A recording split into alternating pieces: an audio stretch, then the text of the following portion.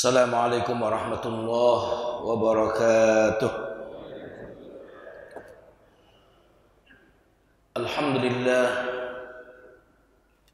alladzi habbaba ilaina al-imana wa zayyanahu fi qulubina wa karaha ilaina al-kufra wal fusuqa wal 'isyan. Wa nas'alullaha ta'ala an yaj'alana minar rasyidin. Allahumma amin.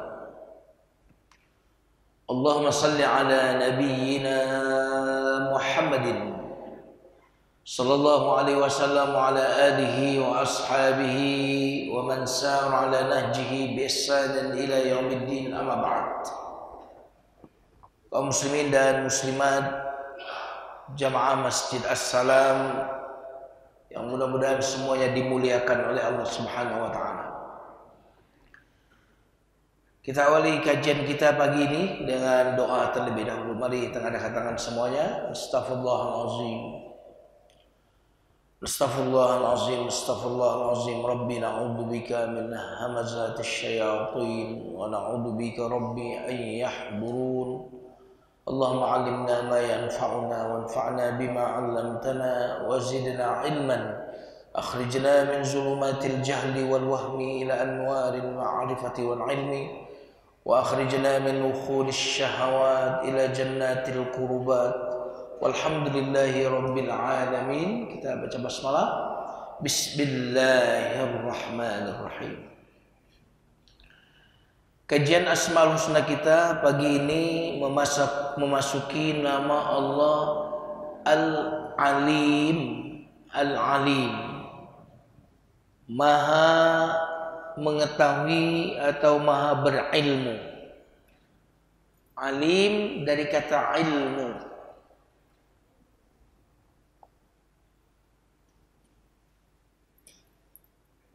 Ulama itu dari kata alim ini, dari kata ilmu.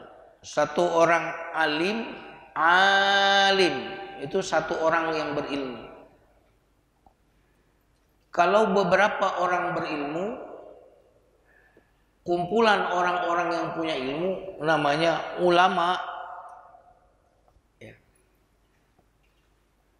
Kalau maha berilmu, Al-Alim. Nah, jadi nama Allah Al-Alim dari kata ilmu. Alam semesta bahasa Arabnya alamin. Alhamdulillahi rabbil alamin. Karena melalui alam semesta inilah kita berilmu tentang Allah. Jadi alam ini adalah ilmu yang mengantarkan kita kepada Allah. Kalau kita merenungi alam semesta ini, maka dari alam ini kita akan berilmu tentang siapa sang penciptanya. Jadi alamin dari kata ilmu. Termasuk alamat. Nah, alamat yang sudah bahasa Indonesia itu. Asalnya itu dari kata alamah. Ya. Di mana alamat rumahmu? Nah, karena alamat itu memberitahu kita, memberi ilmu kita tentang di mana orang itu berada. Nah, itu. Jadi banyak dari kata ilmu. Jamaah sekalian yang dimuliakan Allah Subhanahu wa taala, di dalam Al-Qur'an nama Allah Al-Alim ini disebut cukup banyak, 157 kali. Karena Asmaul Husna itu bahkan ada yang disebut sekali di Quran. Tapi Al-Alim ini disebut sampai 157 kali. Para ulama mengatakan banyaknya disebut satu kata, satu Asmaul Husna di dalam Quran menunjukkan betapa pentingnya nama Allah tersebut untuk dikaji, untuk diketahui. Sampai disebut 157 kali. Artinya kalau kita memahami Asmaul Husna Al-Alim ini, itu efeknya luar biasa. Efeknya luar biasa. Coba kenapa orang itu berani bermaksiat? Salah satunya adalah nggak ada yang lihat, nggak ada yang tahu. Sebentar. Betul atau tidak nih? Kalau ada Pak polisi berani ngelanggar nggak? Lalu lintas berani nggak? Ada CCTV berani ngelanggar nggak? Nggak berani. Jadi kenapa orang itu kemudian menyimpang? Kenapa orang itu bermaksiat? Jawabannya adalah dia merasa tak ada yang mengetahui. Maka kalau nama Allah Al-Alim ini benar-benar menghujam di dalam dada kita, betul-betul menjadi keyakinan kita, putra-putri kita, aman kita sebenarnya. Jadi pemerintah tidak perlu mengeluarkan beli CCTV yang banyak. Kalau masyarakatnya masyarakat yang mengenal Allah Al-Alim. Anggota DPR-nya kenal Allah Al-Alim, nggak akan korup, bener nggak? Capresnya itu juga sama, Al-Alim, dia maha mengetahui, Allah Al-Alim. Wah, itu luar biasa itu. Oke ya. Jadi nama Allah Al-Alim ini yang membuat kita lurus. Kalau kurang pengetahuan kita dan alim, kita bengkok, kita mulai berani bermaksiat, berani berkhianat. Ya, maka penting tidak nih Al-Alim? Penting. Makanya Allah perintahkan kita, redaksinya perintah untuk mengkaji Al-Alim. Allah berfirman dalam surah Al-Baqarah ayat 231, wa'lamu annallaha bikulli syai'in alim.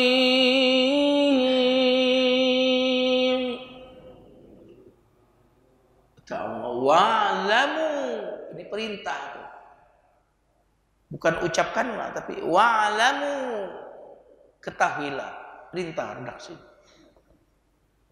Sama kan, afdalul dzikri, halo yang senang tahlil, afdalul dzikri fa'lam, bukan fakul. Seutama, seagung-agung zikir, fa'lam, maka ketahuilah, berilmulah. Annahu la, jadi ilmu, bukan sekadar mengucapkan. Burung beok juga bisa mengucapkan Allah, Bismillah, ya kan? Tapi kita perlu mengatakannya dengan ilmu. Ketahuilah, kata Allah, bahwa sesungguhnya Allah maha mengetahui segala sesuatu. Perintah untuk mengetahui nama Allah Al-Alim. Jamaah sekalian yang dimuliakan Allah Subhanahu wa taala. Di dalam Al-Qur'an Allah menggandengkan Al-Alim dengan Al-Hakim. Apa? Al-Alim, Al-Hakim. Al-Baqarah ayat 32, ketika para malaikat menyanjung Allah, qalu subhanaka la ilma lana illa ma 'allamtana innaka antal alimul hakim.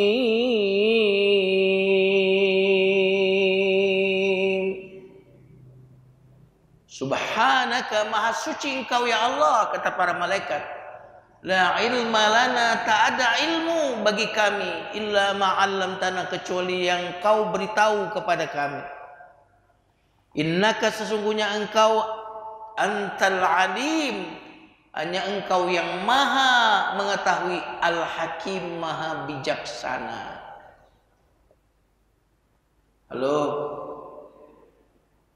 Jadi digandeng Al-Alim dengan apa? Al-Hakim. Kenapa? Karena ilmu itu menghantarkan orang menjadi bijaksana. Setuju atau tidak? Maka kalau kita mau punya pemimpin yang bijaksana, jangan pemilih pemimpin yang tidak berilmu. Apalagi belum cukup umur, jangan. Masa iya kita ini, sebagian diri kita nih S2, S3, mau dipimpin oleh orang yang Anak kecil coba, di mana otak? Mengapa kita mewariskan kepada anak-anak kita, cucu-cucu kita, pemimpin yang bodoh? Apa nggak ada di Indonesia ini pemimpin yang cerdas? Ini agak marah ini. Halo? Orang yang berilmu penuh hikmah, nggak emosional. Betul? Orang tuh emosional itu karena nggak ada ilmu, nggak bijak. Hati-hati. Ini masalah kepemimpinan, ini masalah penting bagi umat Islam. Bukan masalah-masalah sepele. Ini masalah yang akan menentukan bukan cuma masa depan bangsa, masa depan agama kita di Indonesia ini seperti apa. Setuju atau tidak nih? Bukan persoalan remeh nih. Kita harus tidak boleh diam. Ada keluarga kasih tahu. Kelihatan kok orang yang berilmu dengan tidak berilmu di calon pemimpin itu. Dari kata-katanya, dari kemampuan argumentasinya, dari tidak menghindar ketika diajak debat, kelihatan. Betul? Jadi karena Allah menggandengkan al-alim dengan hakim, karena ilmu itu akan mengarahkan orang kepada hikmah. Kebodohan itu ya, itu akan membuat orang itu kemudian melakukan tindakan-tindakan yang tidak penuh hikmah. Apa sih hikmah? Hikmah itu meletakkan sesuatu pada tempatnya di waktu yang benar dengan takaran yang benar, ya, dengan cara yang benar, itu namanya hikmah. Makanya sifat Al-Quran itu hakim. Yasin wal Quranil hakim. Orang yang hakim itu nggak pernah salah. Hakim itu proporsional. Hakim itu pas. Keadilan. Wah, itu hakim. Nyambung atau tidak nih? Enggak lebih, enggak kurang, hakim. Kalau stop kontak ketinggian, enggak hakim tuh. Ya. Kebawahan, enggak hakim. Hakim pas. Bijak. Betul atau tidak? Nah, masa enggak dari debat kemarin masa enggak tahu sih mana yang kira-kira berilmu yang akan bijak? Jelas yang terang dengan yang gelap, jelas enggak? Jelas atau tidak? Kak, bagian dari ibadah kita kepada Allah, kita memilih pemimpin yang nanti bayangan kita, paling tidak harapan kita, kalau dia memimpin agama ini akan terlindungi kehormatannya. Setuju?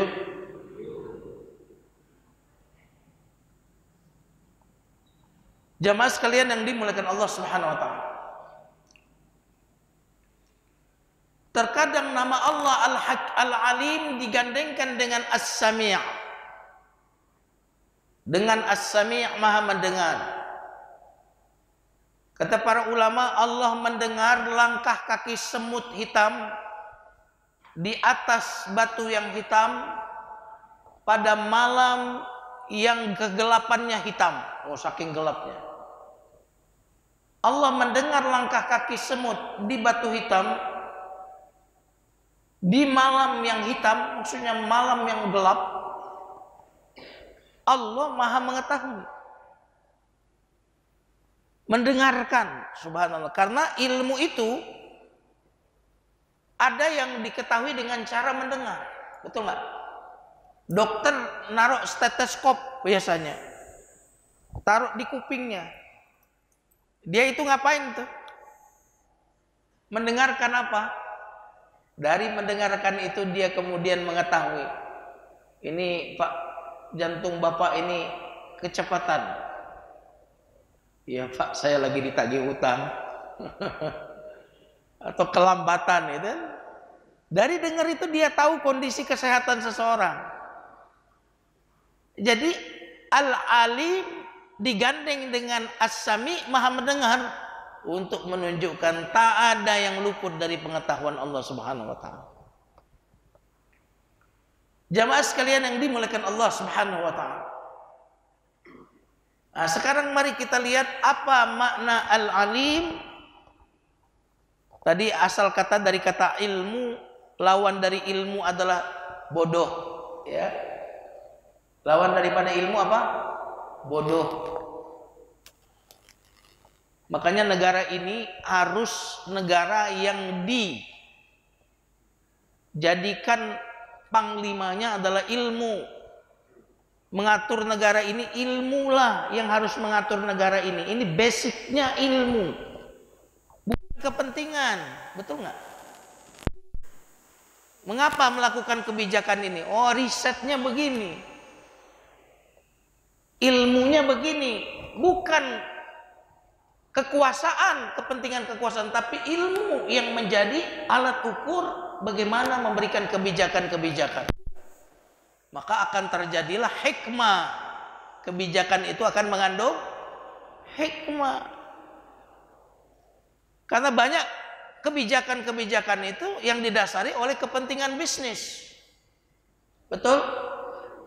Rakyat belum bisa makan, masih banyak yang kurang gizi, rakyat masih banyak miskin, rumah sakit kurang, malah bikin apa? IKN. Itu kan tidak didasari oleh ilmu, didasari oleh kepentingan-kepentingan. Betul apa betul nih? Jadi setuju ibu kota negara Jakarta, setuju? Tetap ibu kota Jakarta, setuju? Setuju. Baik. Ustadz ngaji politik. Iya, ngaji politik. Emang kenapa? Islam itu bicara semuanya. Benar atau tidak? Saya sholat bisa bisa imam pakai ayat politik, bisa nggak? Saya imam habis Al-Fatihah baca surat Al-Maidah ayat berapa itu?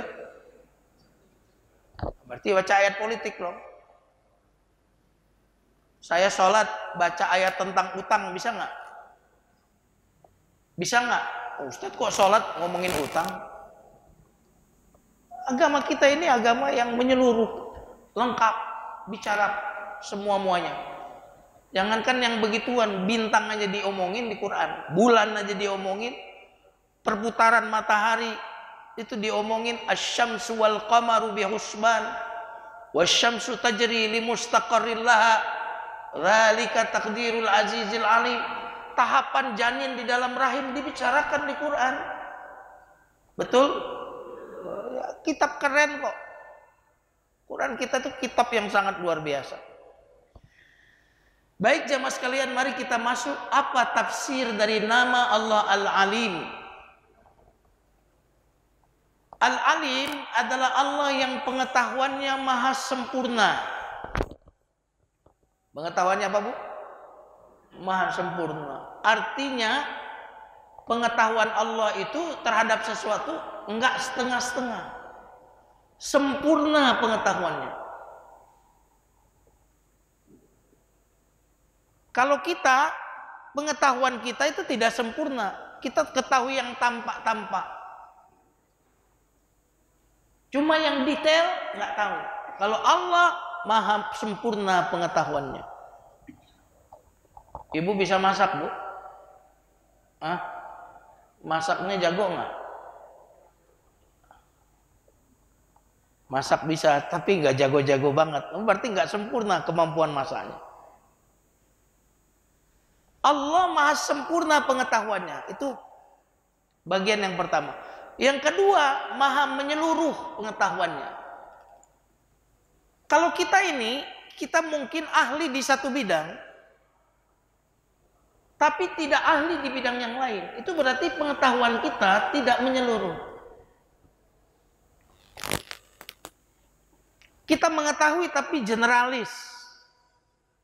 Makanya kenapa ada dokter spesialis. Betul? Sehingga kalau dia bicara di bidang itu, dia sampai detail-detailnya. Dokter spesialis gigi pun ternyata ada spesialisnya lagi. Betul atau tidak? Spesialis ini, spesialis itu. Jadi detail. Nah, itu namanya pengetahuan yang menyeluruh. Tapi dokter gigi kalau bicara-bicara tentang spesialis yang lain, dia cuma general, nggak menyeluruh pengetahuannya berarti. Makanya seringkali dokter ketika ingin melakukan tindakan, dia berkoordinasi dengan spesialis yang lain. Gimana ini? Supaya apa? Supaya mengambil tindakan itu betul-betul tidak mengakibatkan akibat buruk. Kalau tindakan cabut gigi, lihat jantungnya, ya kan? Jadi itulah manusia, pengetahuannya bersifat parsial, tidak menyeluruh. Pengetahuan manusia tidak sempurna. Bahkan pengetahuan manusia itu, kata Nabi SAW, seperti engkau mencelupkan jari di lautan, lalu engkau angkat, itu pengetahuan manusia, sisanya adalah lautan. Jamaah sekalian yang dimuliakan Allah Subhanahu wa taala. Jadi Allah Al-Alim yang pengetahuannya maha sempurna, yang pengetahuannya maha menyeluruh. Kalau begitu ada nggak yang tidak diketahui oleh manusia? Oleh Allah? Ada tidak? Halo? Ya, tidak ada.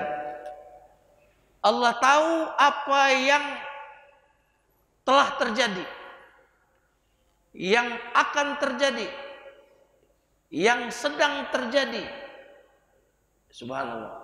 Yang telah terjadi Allah tahu, yang akan terjadi Allah tahu, yang sedang terjadi, yang tidak terjadi Allah tahu, yang tidak terjadi andaikan terjadi Allah tahu. Nah, pertanyaan saya, kalau pengetahuan Allah itu bersifat pasti atau tidak? Halo? Bersifat pasti atau kemungkinan? Pasti terjadi atau kemungkinan terjadi? Nah, itulah yang dimaksud dengan takdir. Takdir itu adalah Allah tahu si fulan akan begini, akan begitu. Allah tahu. Nah, pengetahuan Allah itu pasti terjadi. Itulah yang disebut dengan qada dan qadar itu.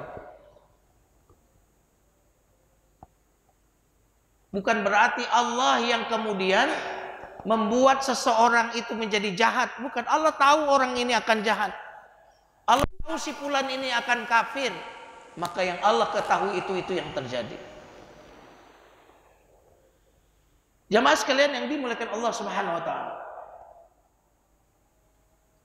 Manusia itu lebih banyak tidak tahu dibandingkan tahu. Mana yang lebih banyak, yang kita ketahui atau yang tidak kita ketahui?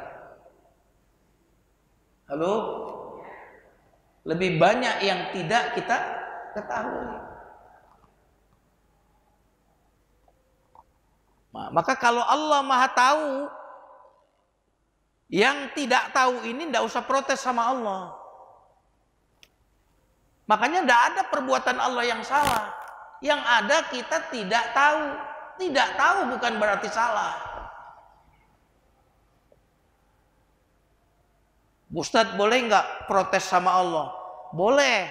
Syaratnya ilmu kamu sama ilmu Allah. Itu. Nyambung kan nih? Boleh nggak bilang Allah tuh nggak adil? Boleh. Asal pengetahuanmu sudah selevel dengan pengetahuan Allah. Tapi kalau pengetahuanmu dengan Allah jauh, bagaimana si bodoh mau menghakimi ya, yang maha berilmu, yang maha mengetahui? Makanya Nabi Musa alaihissalam berguru kepada Nabi Khidir dalam surat Al-Kahfi. Nabi Musa pengetahuannya tentang ilmu-ilmu yang tampak, ilmu syariat. Ilmu syariat itu ini nggak boleh, itu boleh. Ya. Sementara Nabi Khidir ilmunya bukan cuma ilmu syariat, tetapi ilmu yang disebut hakikat. Ya. Maka ketika Nabi Khidir membunuh seorang anak, wah, jelas itu secara syariat terlarang. Maka Nabi Musa protes, gimana kau membunuh anak yang Yang tak berdosa? Ya, protes kan? Dan memang seharusnya lah Nabi Musa protes. Kita pun kalau ketemu Nabi Khidir ya protes juga. Kenapa anak yang? Tapi setelah disingkap hijab, apa yang terjadi? Karena anak ini kalau hidupnya panjang akan menyeret ayah ibunya untuk kafir kepada Allah. Tuh, baca surat Al-Kahfi. Ada perahu sebagai alat untuk cari nafkah. Sama Nabi Khidir perahunya dibocorin. Perahu bagus-bagus dibocorin. Proteslah Nabi Musa. Marah Nabi Musa. Kenapa kau perahu sebagai alat untuk cari nafkah kau bocorkan? Ketika disingkap oleh Nabi Khidir, karena sebentar lagi ada penguasa zalim akan merampas perahu-perahu milik nelayan ini, kecuali perahu yang sudah dianggap tidak bisa pakai lagi. Maka saya bocorin supaya nggak dirampas. Subhanallah. Maka dalam kehidupan ini kita sering protes, kenapa meninggal orang yang saya cintai? Mengapa aku tertimpa penyakit ini? Bahkan sebagian kita akan berkata, apa salah ibu-ibu yang ada di Gaza, di Palestina? Apa salah bayi? Di mana Allah? Kita wajar kita mengatakan itu, betul. Tapi kalau kita tahu bahwa Allah Maha tahu, maka kita mengatakan tentu kita bersedih, tentu kita mengutuk Zionis. Tetapi kita tetap percaya bahwa di balik itu semua ada rahasia, ada hikmah yang sedang Allah siapkan untuk saudara-saudara kita di Palestina, untuk umat Islam di dunia ini, Pak. Maka kita tahu satu-satunya negara yang mendukung Israel di PBB itu hanya Amerika. Maka saat ini boleh dibilang Zionis kehilangan dukungan dari negara-negara lain. Mereka berada di hambang kehancuran. Andaikan saudara-saudara kita di Palestina, terutama Hamas, tidak melakukan perlawanan, maka mereka bisa aman tapi hidup dengan kehinaan. Kalau tidak melawan Belanda, kita mungkin bisa hidup juga sih, cuma hidup dalam kehinaan. Betul atau tidak? Bagaimana dengan yang mati? Mereka insya Allah mati dalam keadaan syahid di jalan Allah. Insya Allah pahala mereka ada surga. Dan mati itu mau perang nggak perang sekali sudah. Betul nggak? Halo? Mati itu perang nggak perang sekali. Bahkan orang yang mati dalam peperangan, mati syahid, tidak disebut mati. Jangan kau katakan orang yang mati di jalan Allah itu mati, tapi mereka hidup di sisi Allah. Ya betul, secara manusiawi, secara persaudaraan kita bersedih, tapi di sisi yang lain kita pun ya ada kebahagiaan, ada kebanggaan bahwa ada umat manusia di dunia ini yang mengajarkan akan keteguhan prinsip, yang tidak bertekuk lutut di hadapan semua kekuatan kecuali kekuatan Allah. Dan itu made in Gaza, made in Palestina. Manusia-manusia pejuang, manusia-manusia yang tidak mau menjual keyakinan mereka dengan dunia. Mereka itulah adalah pejuang-pejuang di Palestina. Setuju? Guru bagi dunia. Itu luar biasa. Kalau dulu kita dengar-dengar yang begitu di kitab-kitab sirah, sejarah, hari ini kita saksikan dengan mata. Beda ceramah mulut dengan ceramah dengan contoh. Nah, orang-orang Palestina itu menceramai kita dengan contoh, bukan dengan mulut. Setuju ya? Jamaah sekalian yang dimuliakan Allah Subhanahu wa taala. Jadi yang menderita, yang banyak masalah, Allah tahu nggak itu? Kira-kira Allah memberikan musibah itu berdasarkan kebodohan atau pengetahuannya? Maka kita jadi ridho, kita jadi tidak marah kepada Allah. Cuma kita ini kan karena nggak tahu jadi marah. Coba kalau kita telat naik pesawat, marah. Nggak lama pesawat yang meninggalkan kita jatuh, marah nggak? Alhamdulillah, untung telat. Wah, banyak pengalaman hidup itu banyak banget, Pak. Untung saya dulu ditolak kerja di tempat itu. Wah, kalau nggak jadi pengusaha saya. Untung, itulah kita marah. Marah karena kita nggak tahu apa di balik itu semua.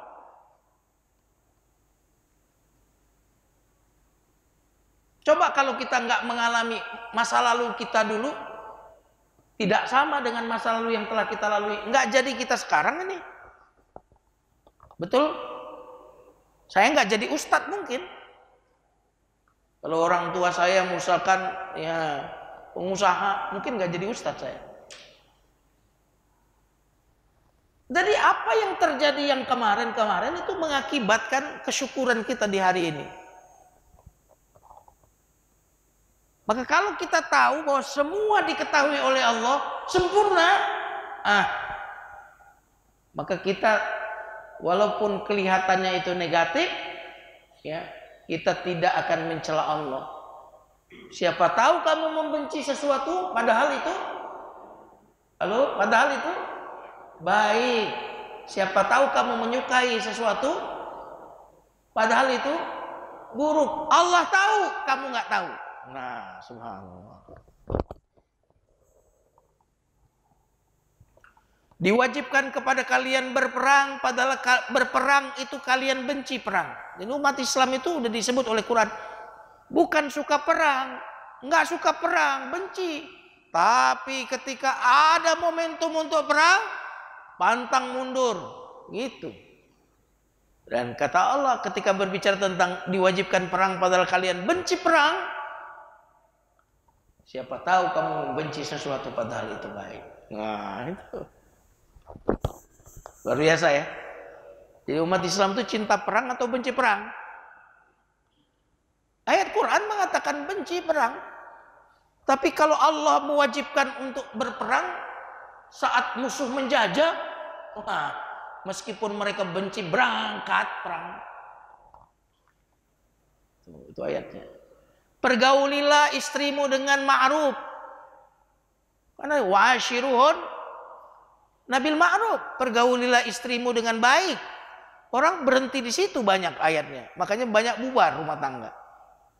Pergaulilah istrimu dengan baik itu masih ada kelanjutannya. Kalau ada perilaku istrimu yang buruk, siapa tahu kamu membenci sesuatu itu, padahal itu baik bagimu. Itu ada kelanjutannya. Di antara cara kita muasyarah bil ma'ruf kepada istri kita adalah kita memperlakukan sikap baik bahkan terhadap keburukan istri kita. Nah, itu luar biasa. Kenapa? Emang ada kurangnya si pasangan kita. Tapi di balik kekurangannya itu Allah menyimpan banyak kebaikan-kebaikan yang kalau bukan kekurangan itu, kebaikan itu nggak ada. Banyak sekali Allah menyimpan kebaikan melalui pintu yang tidak kita suka. Wah, itu kira-kira seperti itu. Masih semangatnya nih?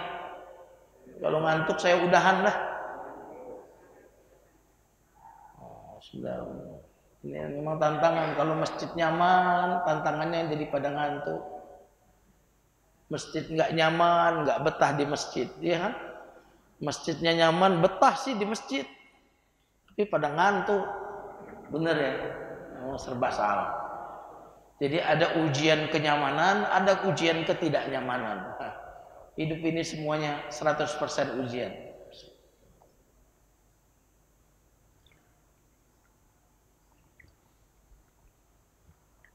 Masih belum selesai ya. Al-Alim tadi masih belum selesai. Al-Alim Allah yang pengetahuannya maha sempurna dan menyeluruh. Pengetahuan Allah yang tidak didahului oleh kebodohan dan tidak diakhiri oleh lupa. Nah, pengetahuan Allah itu sempurna. Karena sempurna tidak diawali oleh kebodohan dan tidak akan berakhir dengan kelupaan. Kalau kita, pengetahuan kita diawali oleh ketidaktahuan. Makanya kita belajar, nggak ada orang terlahir berilmu. Semua orang yang terlahir, kata Al-Quran, wallahu akhrajakum min butuni ummahatikum la ta'lamuna syai'an. Allah mengeluarkan kalian dari rahim ibu kalian tak berilmu apa-apa. Wa ja'ala lakumus sam'a wal absara wal afidah la'allakum tashkurun. Kok bisa berilmu? Karena Allah kasih pendengaran, kasih mata, kasih akal, baru kalian itu berilmu. Berarti pintu ilmu yang pertama apa, Pak? Hah? Telinga. Betul? Makanya ketika bayi di dalam rahim, nah disunahkan atau dianjurkan ibu ini untuk mendengarkan kepada bayi dalam rahim ini kata-kata positif, ayat-ayat Quran. Kalau di barat itu versi mereka didengarkan musik-musik apa? Versi mereka musik klasik. Kenapa? Karena sudah bayi ini mendengar. Dan Al-Quran mengatakan keluarkan dari rahim ibu nggak berilmu apa-apa. Kok bisa berilmu? Karena dikasih telinga. Makanya orang buta, Pak, kalau telinganya nggak tuli, itu bisa lebih berilmu daripada yang melihat. Betul? Karena pintu ilmu itu telinga. Nabi pun berilmu dari Allah melalui telinga, turun wahyu, didengarkan. Dan kenyataannya memang mata ini aktif setelah beberapa pekan. Betul? Lahir bayi. Saat lahir bayi udah dengar belum? Udah dengar belum? Saat bayi lahir udah lihat belum dia? Belum.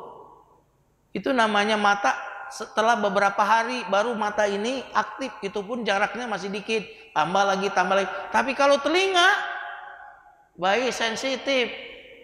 Kita berisik dikit nangisnya. Pintunya nih.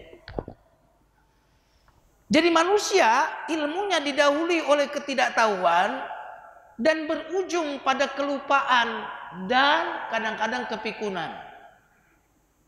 Kita ini gampang lupa, susah ingat, betul ya? Halo? Coba Asmaul Husna bulan yang kemarin apa yang kita bahas? Jangan lihat catatan.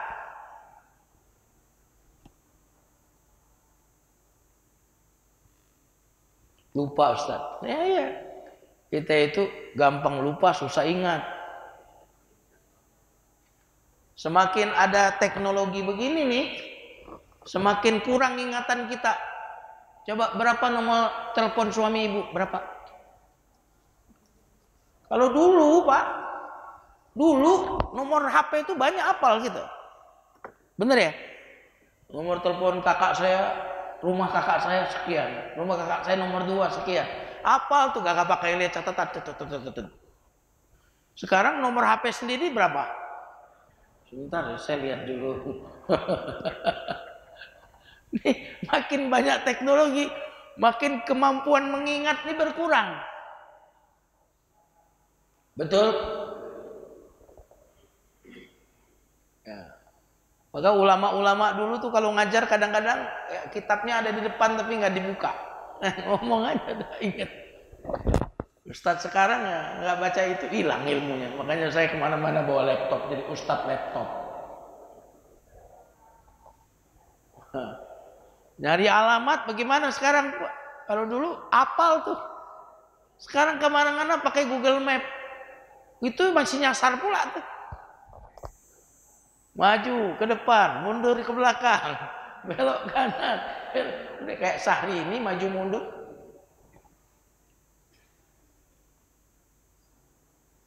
Nah, kalau Allah berilmu, itu ilmu Allah itu qadim, Pak, azali.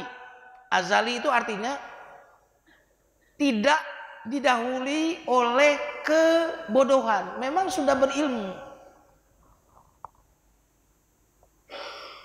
Sama kalau kita keberadaan kita kan diawali oleh ketiadaan. Kalau Allah, wujudnya Allah tidak diawali oleh ketiadaan dan tidak berakhir juga dengan kefanaan. Ilmu Allah itu azali.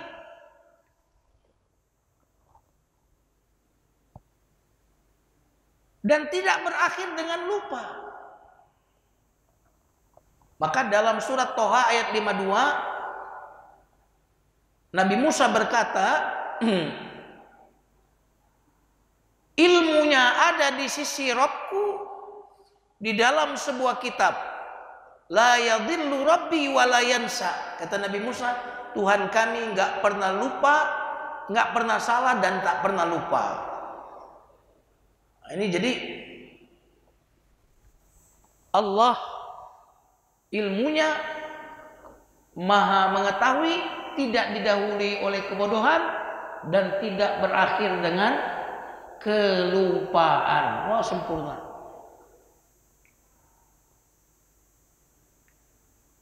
Kalau kita banyak lupa, Bu,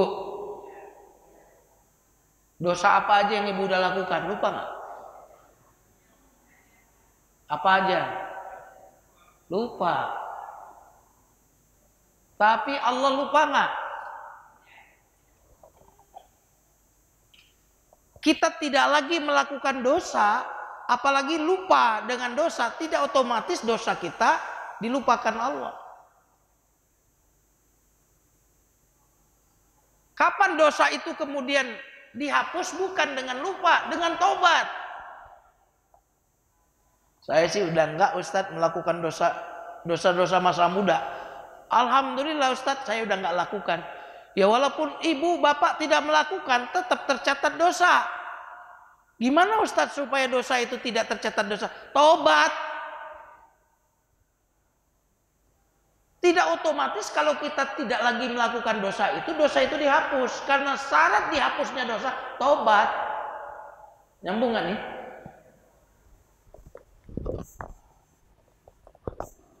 Maka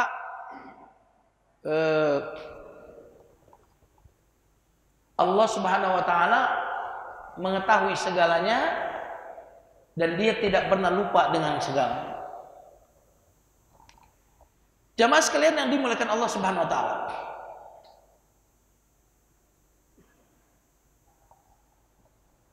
Kenapa Allah mengetahui segalanya? Karena Allah pencipta segalanya. Nah, siapa yang menciptakan segalanya? Kalau begitu ilmunya meliputi apa? Segalanya. Makanya tidak ada yang tidak dijangkau oleh ilmu Allah. Karena segalanya ciptaannya.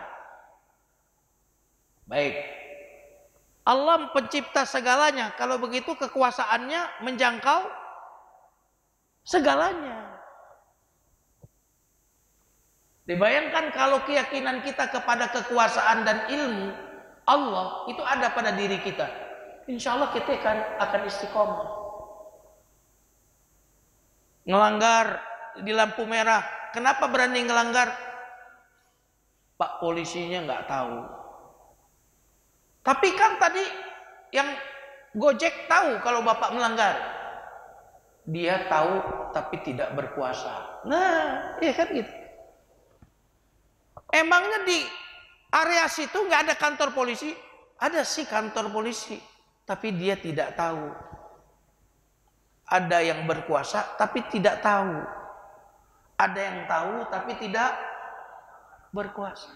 Kalau Allah dia berkuasa dan maha tahu. Nah, makanya di akhir surat At-Tolak, maha kuasa dengan maha tahu itu digabung. Surat At-Tolak ayat 12.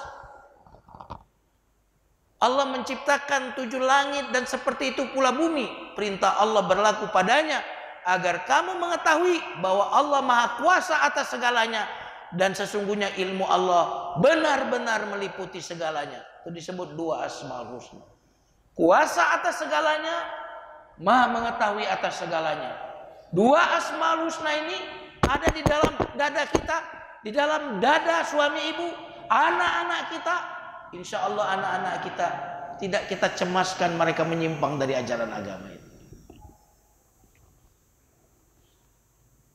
Subhanallah. Kira-kira penting nggak nih Asmaul Husna ini diketahui oleh para pemimpin kita, oleh calon-calon anggota DPR kita? Jadi hati-hati milih-milih anggota dewan nanti. Lihat tuh, kalau mereka tak kenal Allah, pasti mereka nanti akan berkhianat kepada kita. Yang bisa dipercaya tak pernah mengkhianatimu. Al-Amin, bahasa Arab yang terpercaya itu Al-Amin. Apa? Al-Amin. Al-Amin tak pernah mengkhianatimu. Tapi engkau mempercayai berkhianat, tidak mempercayai Amin. Kalau Al-Amin yang kau percayai, dia tidak akan berkhianat. Tapi sayangnya kamu mempercayakan pada pengkhianat. Kalau engkau mempercayakan kepada Al-Amin, apa arti Al-Amin? Halo? Terpercaya. Maka kira-kira kita pilih yang mana nih? Yang Al-Amin atau yang tidak Al-Amin?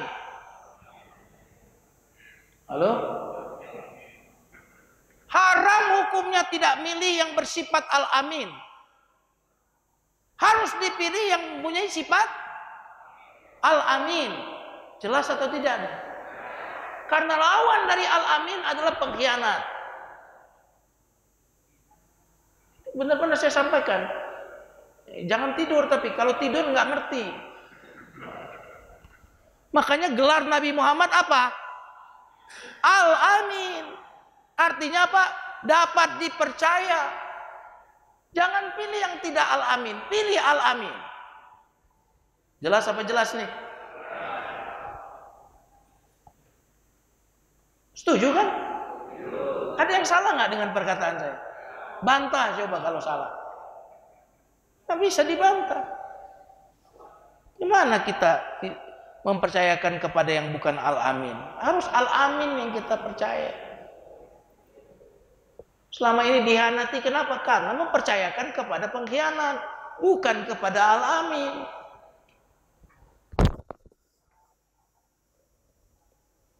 Jadi ke situ-situ ya. Amin ya Rabbal. Nggak boleh Al-Amin diganti kabul-kabul. Amin ya amin. Urusan doa aja mau dikhianati kita. Amin ya amin. Kalau doa, mana ada doa kabul-kabul. Amin. Ya, betul atau tidak? Nanti kalau tasyahud tetap aja nggak boleh 2 jari, 3 jari, tetap 1 jari. Asyhadu an la ilaha illallah. Begitu pakemnya. Kalau yang begitu mau dirubah, orang itu berarti benar-benar agama aja mau dikotak-atik sama dia. Nah, Allah pencipta segalanya, maka pengetahuan Allah meliputi segalanya. Adapun manusia, dia tidak mengetahui segalanya. Manusia itu hanya tahu apa yang dikasih tahu oleh Allah. Ayat kursi, wala yuhituna bi syai'in min ilmihi illa bima syaa. Ya. Wala yuhituna bi syai'in, manusia tidak akan bisa menguasai sesuatu dari ilmu Allah kecuali yang Allah kehendaki. Jadi ilmu manusia itu hanya yang Allah kasih tahu, yang Allah nggak kasih tahu dia nggak tahu. Ini baru ilmu zahir loh. Apalagi ilmu yang gaib, tak ada yang tahu yang gaib kecuali Allah. Nabi Muhammad tahu yang gaib nggak? Nabi Muhammad asalnya tidak tahu yang gaib. Nabi Muhammad tahu perkara gaib hanya sebatas yang Allah kasih tahu kepada beliau. Jadi Nabi Muhammad tuh tahu yang gaib atau tidak? Jawab dengan jelas. Tidak. Kok Nabi Muhammad tahu akan begini, akan begini? Dikasih tahu Allah. Tak semua yang gaib Nabi Muhammad tahu. Tahu yang dikasih tahu oleh Allah. Nanti kalau nggak percaya buka dalilnya surat 27 ayat 65. Qul la ya'lamu man fis samawati wal ardil ghaiba illallah. Katakanlah tidak ada yang tahu, siapapun yang ada di langit dan di bumi, tidak ada yang tahu yang gaib kecuali Allah. Allah sendiri yang mengatakan itu. Dalam surat Al-An'am ayat 59, wa indahu mafatihul ghaibi la ya'lamuha illahu. Hanya Allah yang mengetahui yang gaib, tak ada yang tahu kecuali Dia. Tuh. Jadi kalau Nabi Muhammad saja sallallahu alaihi wasallam tidak tahu yang gaib kecuali yang Allah kasih tahu, apalagi ustadz, dukun, nggak ada yang tahu yang gaib. Dusta semuanya itu.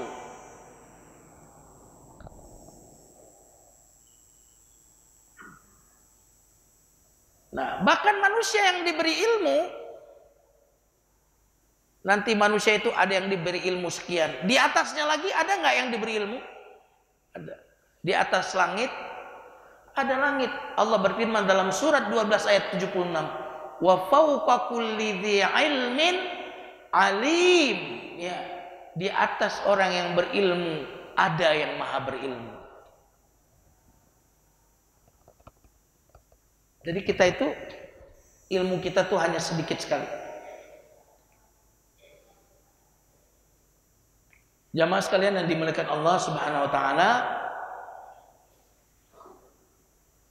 ini kira-kira sementara yang bisa saya sampaikan. Insyaallah pada pertemuan berikutnya kita masih di Al-Alim bagian yang kedua ya. Kita masih belum selesai tentang Al-Alim ini. Ya, jadi Allah Al-Alim yang pengetahuannya sempurna, maha menyeluruh, yang pengetahuannya tidak diawali oleh ketidaktahuan dan tidak diakhiri oleh kelupaan. Nah, itu makna Al-Alim. Daun jatuh Allah tahu? Daun jatuh Allah tahu nggak? Daun jatuh. Daun jatuh Allah tahu? Kok kayak masih ragu? Daun jatuh Allah tahu nggak? Iya. Kalau bom jatuh Allah tahu nggak? Bom jatuh Allah tahu? Ya daun jatuh aja Allah tahu, apalagi bom jatuh. Daun jatuh itu nggak ada konsekuensi dosa dan pahala loh. Daun jatuh dapat pahala, nggak ada urusan sama pahala. Daun jatuh dosa, nggak ada urusannya sama dosa. Bagaimana perbuatan makhluk yang ada konsekuensi pahala dan dosa? Nggak mungkin dia tidak tahu. Baik, itu yang bisa saya sampaikan. Silakan kalau ada yang ingin bertanya.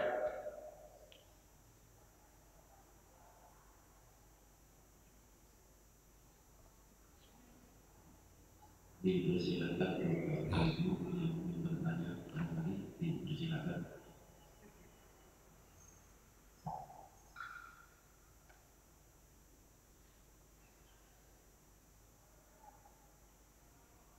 Ya, cukup ya. Baik, kalau tidak ada, mari kita tutup dengan doa kafaratul majlis. Subhanallah wa bihamdika asyhadu an la ilaha illa anta astaghfiruka wa atubu ilaik. Barakallahu li wa lakum. Wassalamualaikum warahmatullahi wabarakatuh.